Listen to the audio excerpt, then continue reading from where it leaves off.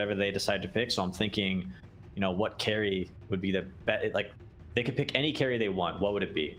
Right? Is it Juggernaut? Is it Nakes? Is it? It's Disruptor. So it is. Wow. It's, All it's right. I got what we started with at the very beginning. Yeah. It's Carry the Naga. no-tail Disruptor. You It's go over Carry the list. Naga. What he hasn't played in a while. All-time favorites. There's the Disruptor. Of course, wanted to 10th see pick it. is just what you want get for a it? Disruptor. Yeah. I'm guaranteed I have to go for it now. Pretty confident and Yeah. cocky move to last pick your position 5. I think OG's definitely feeling themselves at the moment after that victory from Nigma. I do think that it is like Nyx Sand King is one of the worst off lanes, I would imagine. So I think Sumail will have a pretty all right game. Can't be KB rather. So they've got the combos this game for sure on OG.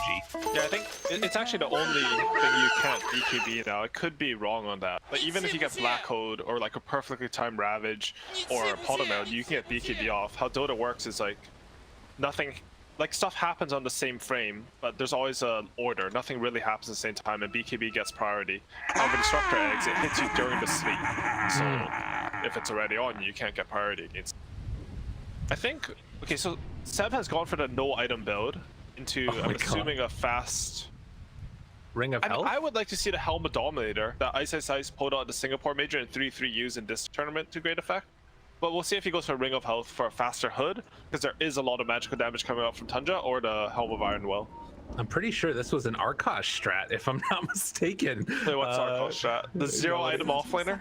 Yeah, exactly, except it's not a Pudge this time. Yeah, it looks a lot Different game from what we saw in the lower bracket finals. Oh, and a very pivotal rune steal from Snaking as well. Oh, he's going on to 9 This is the LSA. Try to go for him. Is it going to be enough? The big arrow Snaking looks for the stun, not quite in range, and 9. Able to live through it, but does get the Aphotic Shield afterwards. Thompson still able to get that finish with one last punch, and Fada dropped down low. Snaking wants to kill Thompson. This dude's alive on 26 HP. Oh, he might die. Should know He has that there's range a drop. ward there. Ooh, wait, they've got Miscoil, but don't want to turn to try and burn. Thompson gets out of there.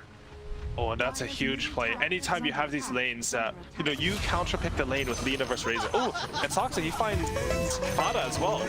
Anytime you have these lanes where you're sort of supposed to counterpick your opponent and win the lane, and it swings the other way for whatever reason, it's a huge deal in terms of the draft. Just anytime, you know, as a drafter, like anytime you think something's gonna happen, and your game plan sort of falls apart, sometimes you've overcompensated for it in other parts of your draft. You're like, okay, mid's winning, so we can be a little bit weaker on our supports this game, you know? Abaddon Nyx, they don't make as many moves. But Thompson makes these big plays against solo kills. Like, what are the moves coming in from Tundra now? You have to wait for 3-3 to get really farmed. And he is very farmed. As you saw from that stat, it's one of the fastest Vanguards that we've seen, but it is still going to be a while. And in that time period, it feels like OG can potentially make some stuff happen, whether it's around, you know, this Helm of the Dominator coming out from Seb, or whether it's, you know, just Thompson running in there and trying to make some plays happen, as we saw from that moment. And so many little individual counter plays, right? Like the Abba being able to purge off the Q from Disruptor, and then, you know, getting a little bit over aggressive afterwards and getting in that last right click before the damage steal wore out. But we'll see how this one goes as the runes are getting picked up, and down bottom, they do go in for the kill. So 3-3, able to make something happen there on the Sand King. It's level 7. That was a solo kill. He just stunned and epicentered him. And it's a big deal to sort of kill the enemy support who's trying to camp the tower. Because when the support stands at the tower, they're effectively getting like a full lane of EXP and gold, right? So that kill it's basically worth as much as a normal core kill. You can see like the tower pressure coming in, and it's not like No-Tail really wants to TP back bottom. I mean, he might. He's waiting for his TP in base. But it might not feel good because they'll just dive him again. In this moment. Oh, he looks like he's going to go top. So they're wanting to try and get a return kill since they have a feeling that this tower is going to start going down. Fada keeps that pressure on. They have the Helm of the Dominator creep, which can tank through a lot of those tower shots too. And do Tundra want to come and contest this? And Soxa, he's been so good at warding up Buddha's jungle. This results in Thompson being able to come in here. Looking for something. They pull back Skitter. Disruptor, pretty good hero for that. TP's away immediately. Oh, but the stun! The chain, it's there. They get the Skitter kill, and Fada, he's going to go down too. Oh, a couple quick ones from OG. as the tips come out, but Thompson's starting to feel himself here in this grand finals. And immediately, Saxa, after setting up that big play for them top, he rotates bottom, he rewards himself. He gets to take all this farm and push the lane. They noted that 3-3 TP top, you know, Abaddon and Skitter both use their TPs in that play, so they're not going to be able to do anything aggressive. Now Thompson's stealing the jungle, Saxa's catching up, and Tidehunter, even if like he's pushing that top lane, he had already done the 3-3, you know, where you send your Centaur or Troll and join them in the gank. It's a very strong concept. Tundra did get some compensation during that play. Lina was able to shove mid, sort of catch up. We can see her rise a bit through the net worth. And 3-3, he defended top, and he's looking like a solid wall here. But it's overall, really hard. Very good for OG. Yeah, it's so hard to come and try and push this Sand King out, but like you said, just being able to come in and invade like this that we're seeing from Seb, it kind of doesn't feel like it matters that much because you're shutting down this Luna's farm. You know, Skitter doesn't feel comfortable here at all. 3-3 is coming to try and connect the creep wave over to the side with Sumail and No-Tail all around him. Epicenter afterwards, they just dropped the ulti. They have vision down on him. Down, Ravage afterwards. Is 3-3 gonna go down here? Yes, they find the kill. That is huge. OG, they take down the impenetrable wall.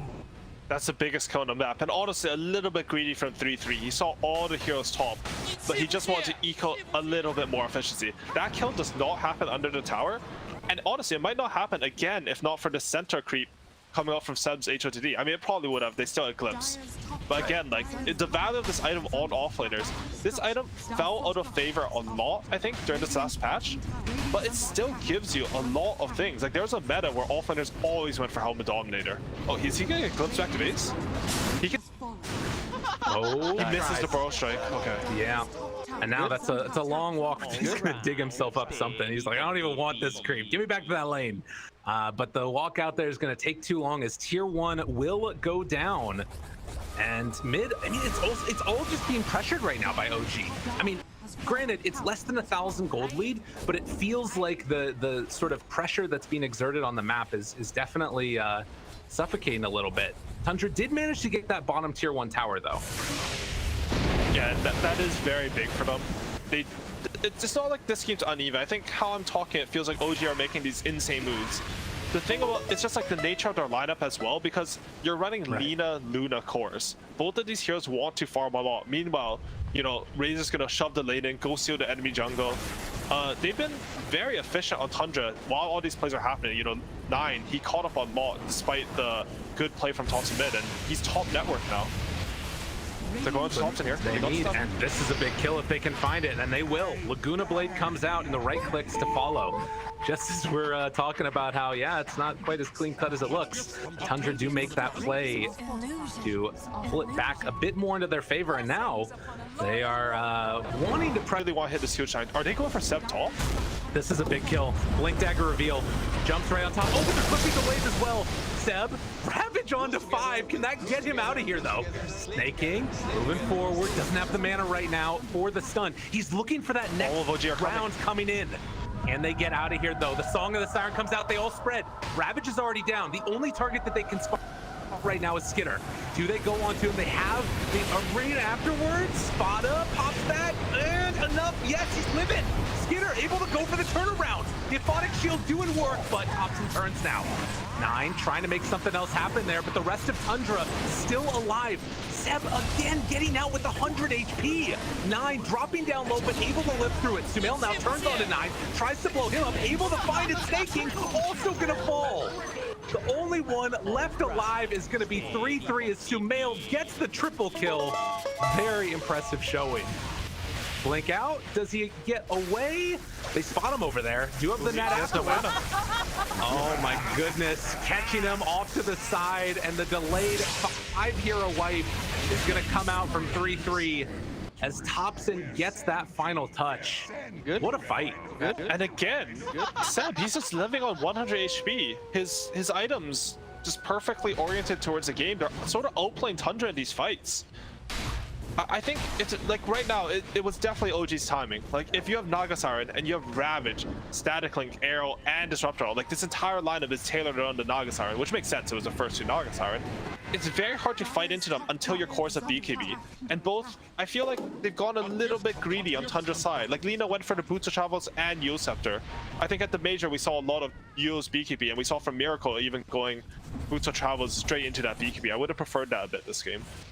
Right, it is making him a little bit more vulnerable to these combos. And I mean, in that instance, right, like the Static Storm, you still got the Photic Shield off to try and save it. Glimpse a little bit misplayed there with 9. He does manage to get out. This is a big timing for Tundra.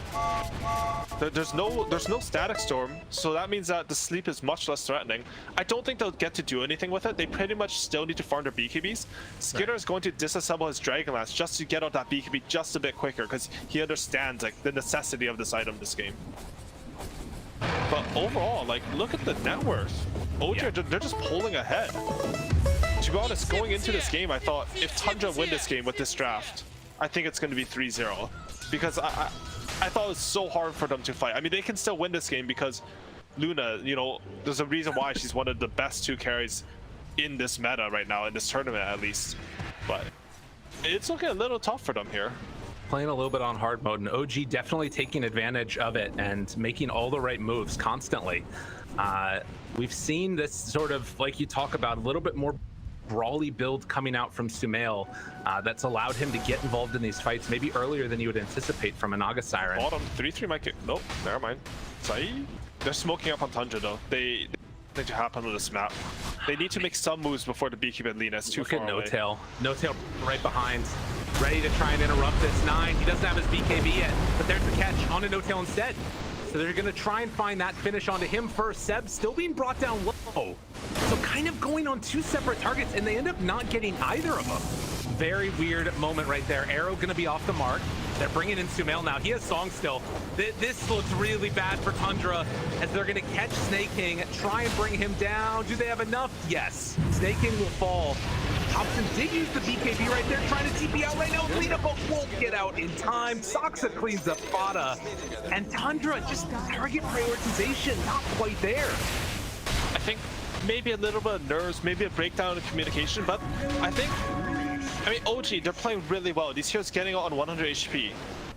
I think if you go back, like with hindsight, and you watch the replays, you know, 0.25 speed, these heroes probably could have died with a little bit more coordination from Tundra, and that's also revealing itself in that ball fight. I think you can't go on this Tidehunter. Like, they epicenter him twice.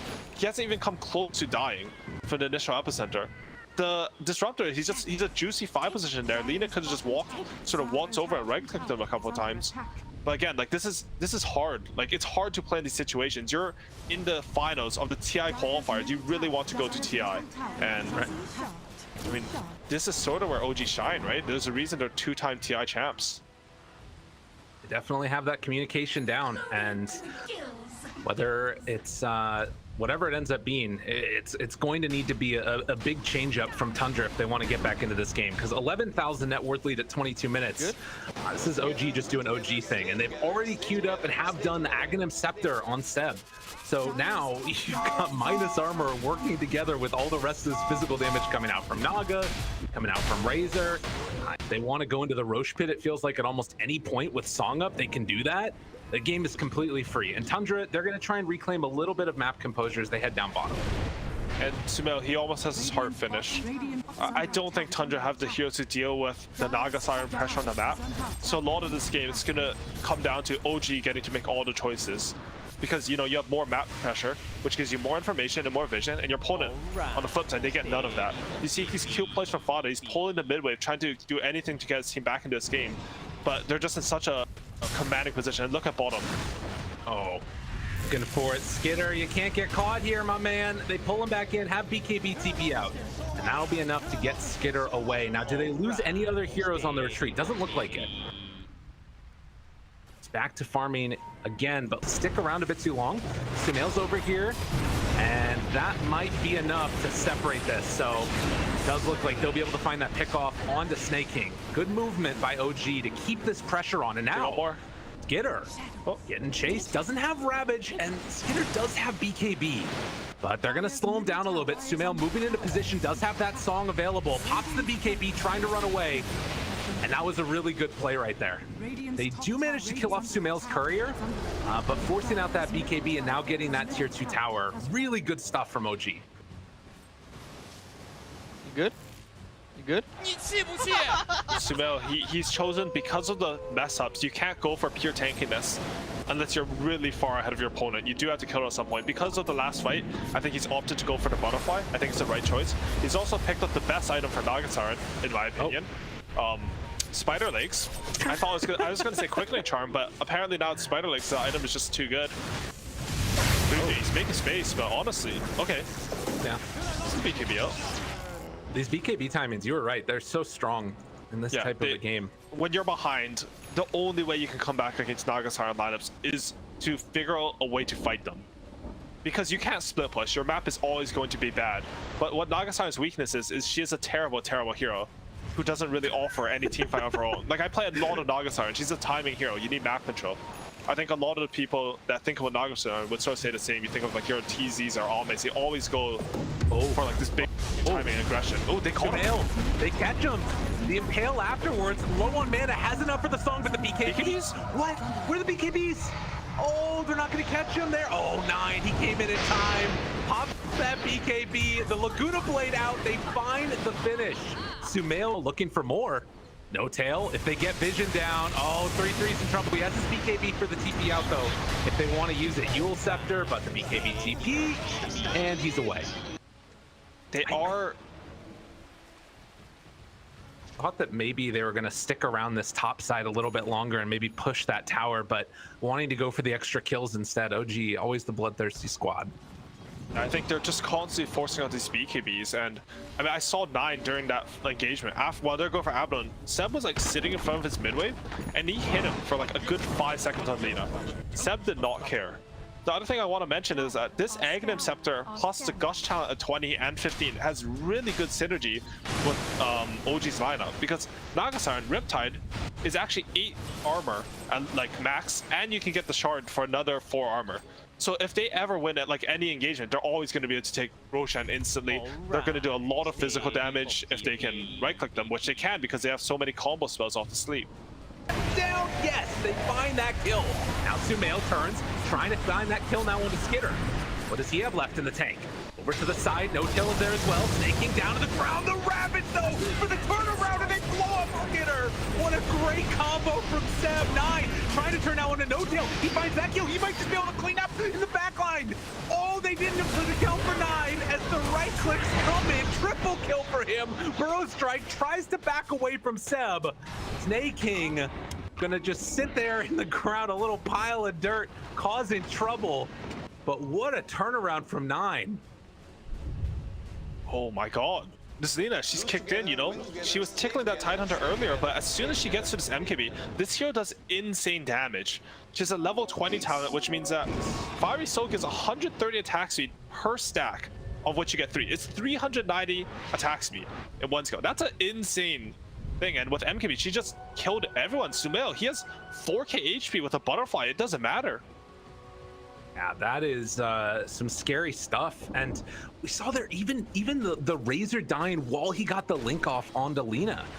If you're able to burst him down before that ends up coming in. Oh man, Burrow Strike is there. He's just gonna get shredded. The tier 1 tower's gonna go down now. This is a team wipe and Roshan, and you know, OG, they've been putting on some magic this game, living fights with 1 HP, constantly getting out. This time it's Tundra, striking back, Skitter, barely living there, you know, Fada taking up anything he can for his boy, shielding him, healing him, and I don't know, Nagasaran, this hero is very trash. If you don't win the game, you fall off. Like, the shard for Luna is huge there because he had it queued up, but now he's basically given 1400 gold. He has the Daedalus. He's going to be able to go for the Satanic. Good. I don't know if the team fights are looking simple for OG anymore. No tail. He's desperately trying to get his Aghanims, but I don't know. It's spooky. Yeah, I think that like what you're talking about right there is going to be the big potential for the turnaround here, and you know why OG definitely never going to give up in this game. You've always got that chance for dropping the Static Storm down with the Aghanims. It's going to be potentially devastating. And if we ever get to the point that it's likely. That level 25 talent from No Tail is absolutely insane with the AoE for it. Don't know if we're gonna get there, but takes up the whole freaking screen, it feels like. Oh, you mean his 25 talent disruptor? I mean, honestly, Yes, the way this exactly. game is going, we might. Because look at the net worth graph. OG, they were dominating. They had this 10k gold plus lead for like, I don't know what is that. I can't do math. It's like 15 minutes, and now Tundra, they're back. They're up 2k. Have they ever been? They haven't been leading since like 2 minutes into the game or something. An impressive turnaround, and at least for the moment, things feeling like it's Tundra's way. But we've seen OG come back from bigger deficits before. I think the hardest thing as Nagasaki to play against is actually Sanking's 25 talent. Because it makes it, your illusions never right-click anyone. It doesn't even matter if you have NKB. It's about the movement speed slow and just getting into this area. It kills them. And now, I try to think, like, they need a really big combo in order to win team fights on OG, and they're looking for it here. They've got the potential. TI10, he also got Arcane Blink. Arcane Blink. Dude, this guy's wild. What? Seb. Thompson. They're all in this area. Oh god, a big song play is exactly what they need right now. Skitter and Snake King, they're a little ways away. You can see Tundra though, the positioning, they're all spread out. They know that's one of the few ways that OG can get back into this, and they're not giving them that opportunity for the moment. They're gonna catch Sumail here. The buyback comes afterwards from the Tidehunter, and now Tundra have to run. 3-3, dodging away for the moment. Skitter thinking about turning on this one. It's so tough though. Seb is so tanky, and 3-3 will attempt to escape. The fight is already won by OG, but how much more can they get? They take down that Sand King. Back and forth, the pendulum swings. My god, I was thinking, like, how could OG win these fights? And they found it. They bait Tundra into sort of a weird position, and they get this perfect Aghanim Disruptor ulti onto some crucial heroes. Skitter, he has the Aegis, but, you know, Thompson, he matches Zone 9 out with Lina, and Lina, she didn't have enough for buyback there, and they win that fight. They kill 3-3 twice, who's the biggest mess, and we might be seeing some Raxes going down here. I mean, honestly, the fight lasted so long that they've got Ravage back up again in 15 seconds, and no heroes. That's a dieback for Sand King. I think they've really identified that snaking is a big problem in these team fights. And you can see 3-3, he has his courier position. They're gonna pull to midway, but you know, you have top and mid pushing in. I don't know if this sneaky play is gonna work. Now with the static storm down on all of them, Aeon Disc, I don't know if that's gonna be enough to keep them alive as 9, oh wait, the BKB though, able to turn this around. They turn on to Saksa, take him down to boot. So 2 quick kills, and nobody died on Tundra. Did they re-get the gem there? I think they picked it up from Saksa as well there, and that's a huge turnaround. Again, you know, you get top racks, but you push a little bit too far, and your heroes sort of get exposed, because when these BKBs come up from Tundra, you don't have that much damage. It's very hard for Thompson to run in 9. He's just, I don't know how much DPS he's doing, but this might be one of the highest DPS heroes in the game. If you can get to NKB dataless, I mean, you have 400 attack speed for your skill, you get all the plus damage items. He's a huge nuisance in these fights for OG, and you can't burst him because of the Aeon Disc. And look at Holy Locker, I think it's something like 85 or something ridiculously high.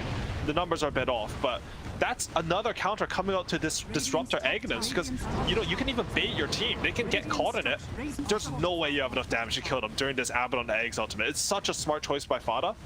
And there's no healing nullification or reduction coming out for OG squad. They don't have the Shivas, they don't have the Spirit Vessel, and they don't have a Skadi. So he will heal his teammates.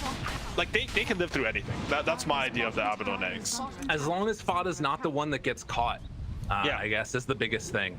And Snaking, look at, he has a BKB on Nyx Assassin. He's got Aghanim to BKB. If you just look at the damage coming from OG's side, if you are golden, they cannot kill you. For Razor, I'm wondering eventually. I mean, we'll see if they just get one on Roche as well.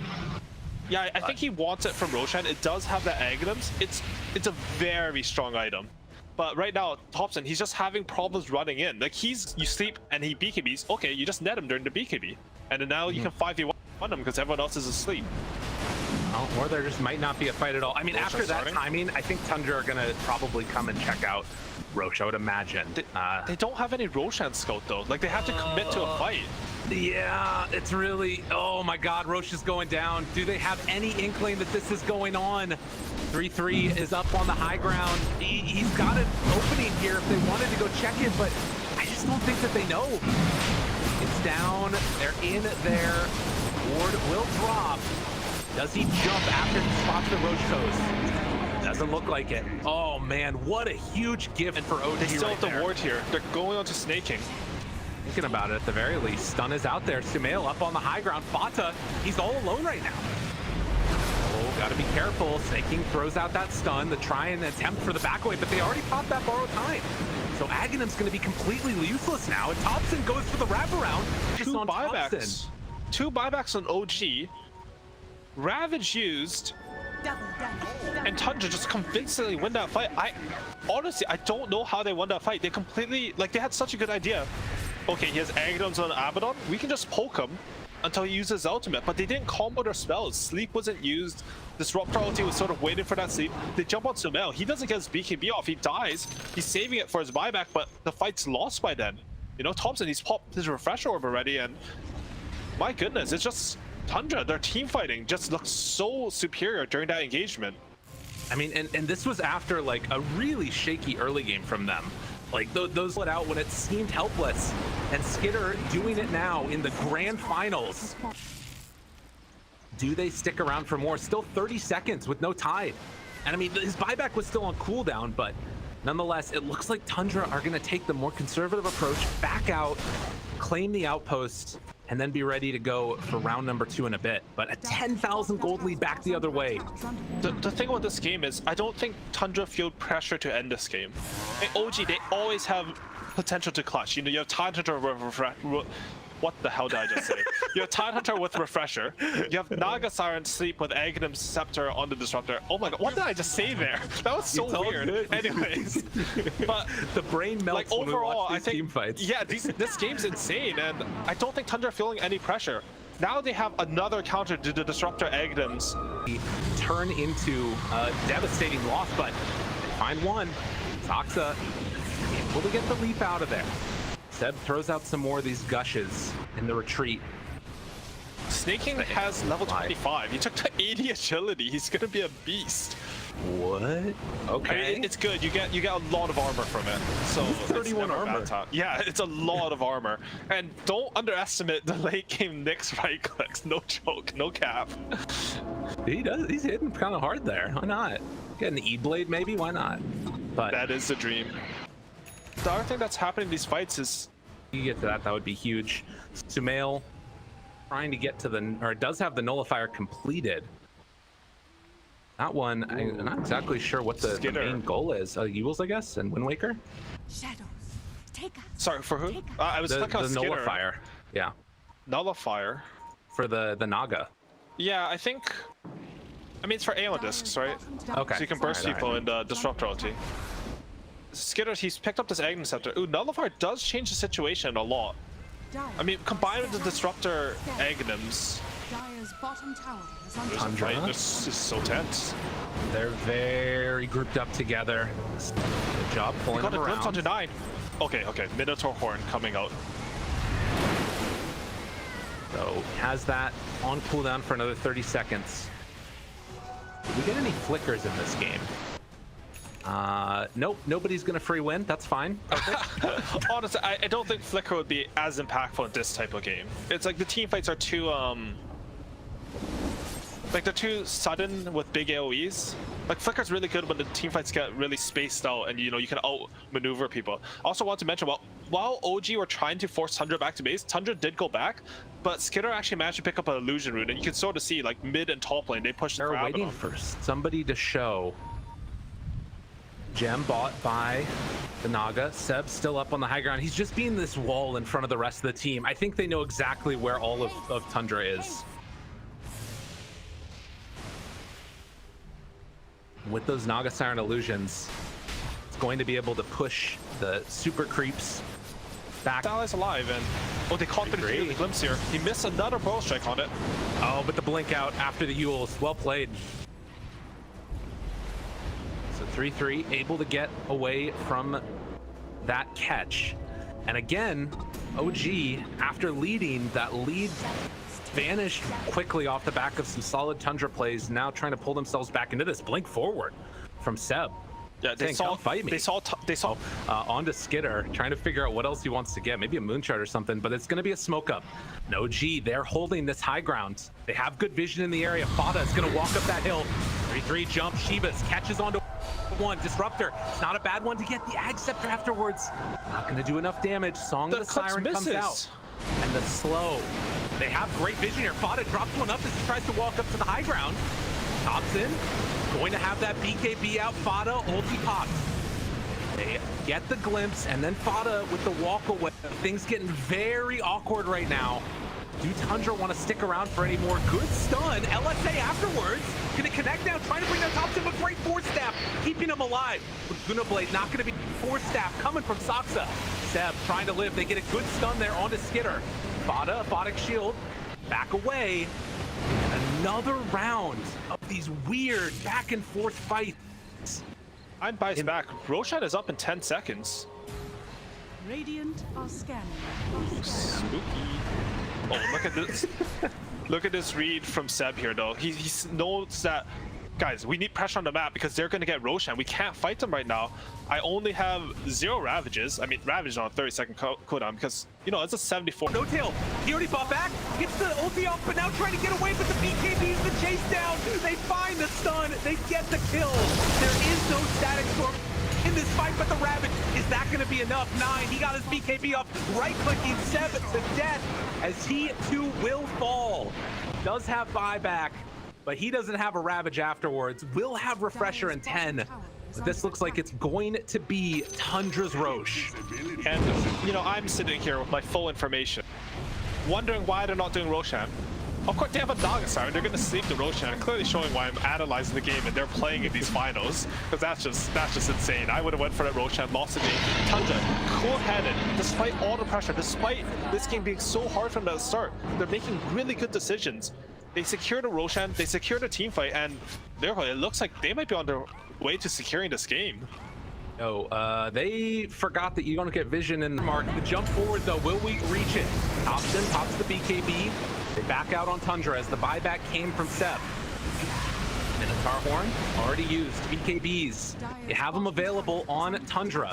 Fada still has ulti. Static Storm will be up when No Tail's up, and they'll have the Song of the Siren if Tundra stick too close together. Tundra want to push this. I mean, the triple arrow goes out. Connect there onto 9, but Fada's on cleanup duty. As Snake King preps himself for the pressure. Down bottom, Seb was keeping that lane pushed in. And they're gonna have to deal with that potentially. The arrow will go out. Strike kills off No Tail. Looking for more. They fought back on Nyx. Ravage gonna connect on to 3. Back away on 3-3, trying to escape from that link.